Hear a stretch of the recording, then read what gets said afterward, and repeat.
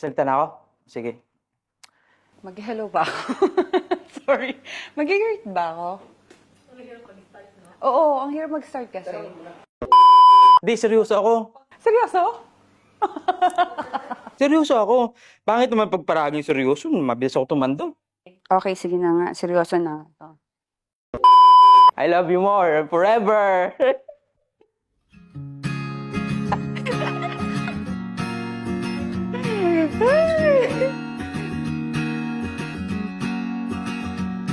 My Lord God, I promise you, as I grow old, I will stay true.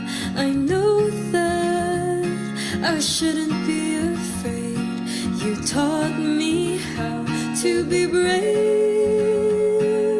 I'll be strong, I won't lose hope. I will fight a good fight. I will brave these storms, though there are trials along the way. I will shine my light to lead the lost home. Nakikita ko sobrang bait ni Kadun.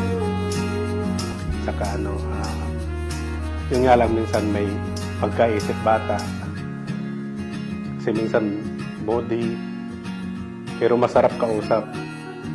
Ay, hindi pala masarap kasi hindi pa pala akin yun, kay Ka Arlene pala yun. Masayang kausap si Kadunil. Si Arlene, siya yung type of person na napaka-strong ng personality. Pero not everybody knows na very soft-hearted siya. Kasama niya bilang may tungkulin, lalo't siya yung aming tagapangulo, nangunguna sa amin sa Kadiwa, appreciate ko yung sobrang pag-intindi niya sa mga nasasakupan niya.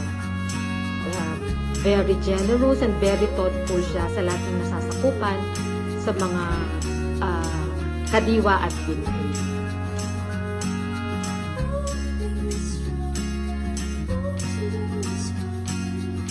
Sana kung ano man yung problema nila sa kanilang pagsasama, kasi natural naman sa mag-asawa, may tampuhan, may ano. Panalangin lang sa Ama para tulungan sila. Wala naman kayong ibang dapat gawin kundi panatilihin yung pagmamahalan ninyo, kung ano yung naramdaman nyo from the very start na may umusbong na pagmamahalan sa inyo.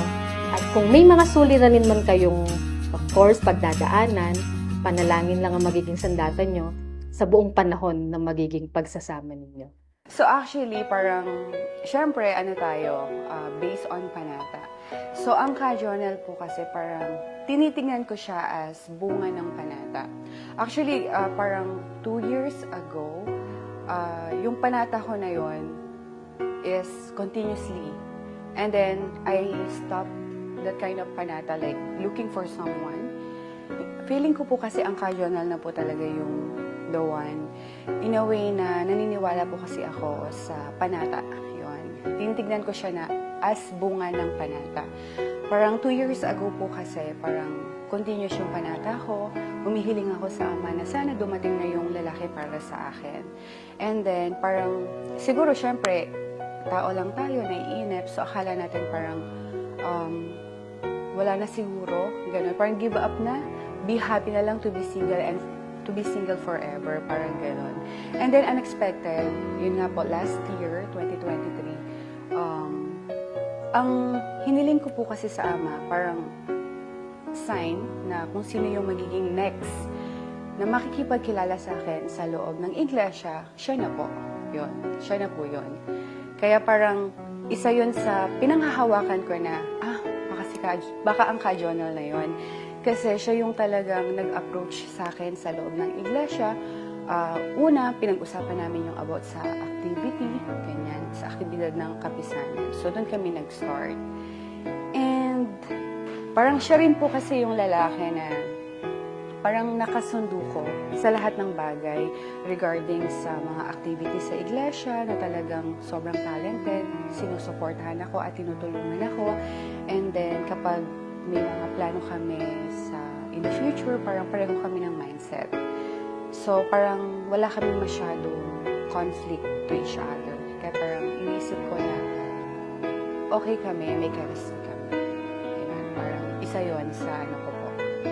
Sa mga parang naging decision ko kung bakit. Baka siya na nga. He's the one.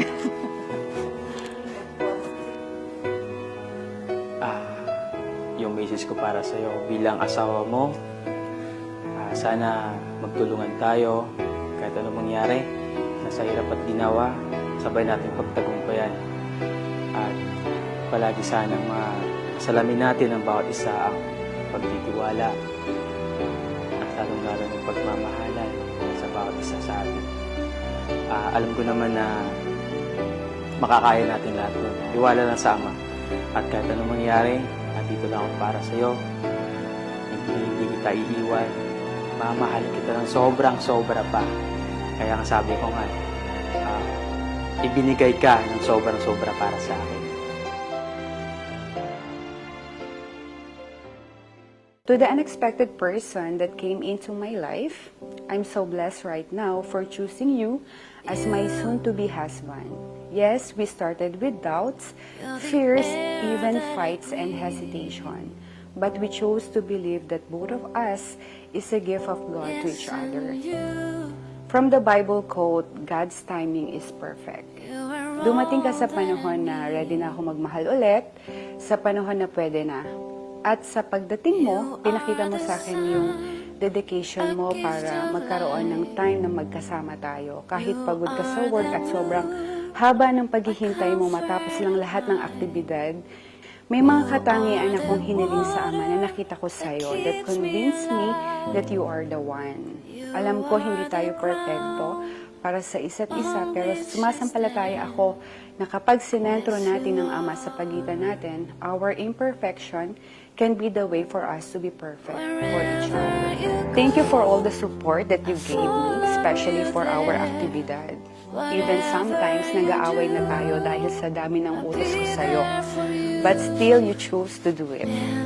You still choose to stand with your decision and say, I will marry you no matter what. Sa panahon na gusto ko nang umatras kasi feeling ko, hindi pa tayo ready financially, ikaw yung nagbigay ng lakas ng loob sa akin at lagi nagpapaalala na ang mahalaga sa lahat ay ang mabasbasan tayo sa loob ng iglesia. And the best part of my panata that came true, yung may makakasama na ako sa pagpapag. Mahal, sana kahit anong challenges ang dumating sa atin, kaya na natin na magkasama. Good luck to us and I love you. Ayan, naiwan lang ako. Ayan, totoo yan talaga, promise. Whatever you do, I'll be there for you, and I will be forever true to you.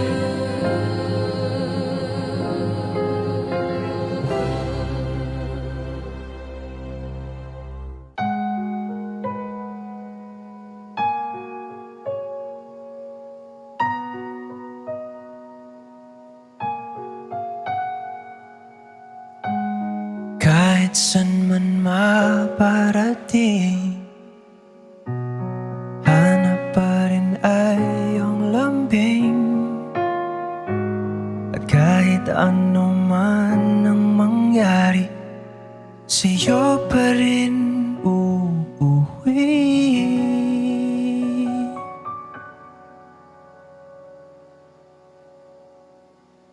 Palagi.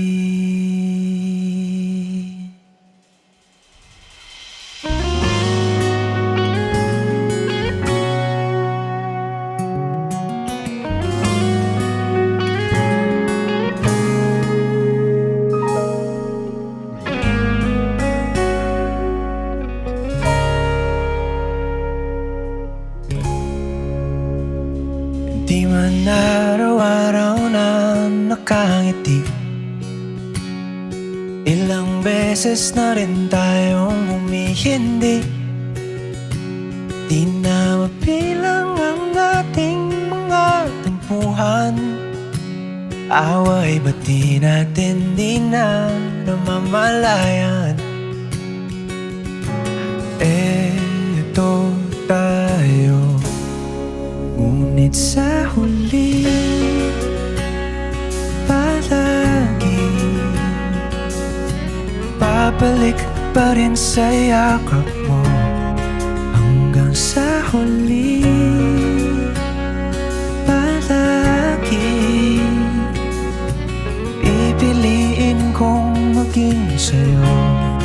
Ulit-ulitin man, nais kong malaman mo. Iyo ako,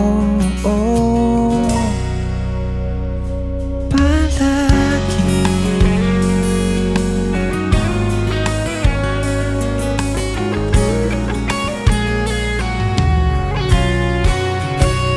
Kung balikan man ang hirap, luhat lahat, ikaw ang paborito kong desisyon na.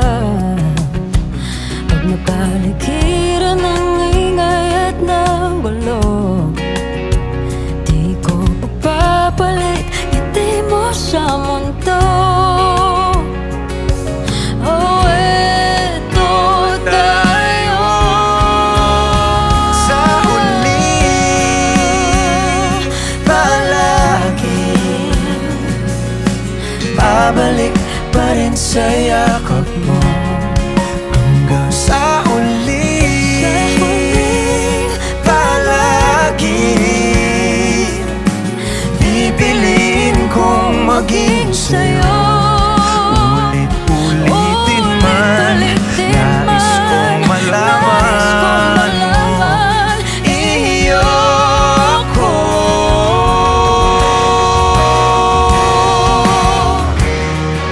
Sa pagdating ng ating pilak at ginto, Diamante may abutin, ikaw pa rin aking bituin, nagtatangi kong galangin hanggang sa huling sigaw.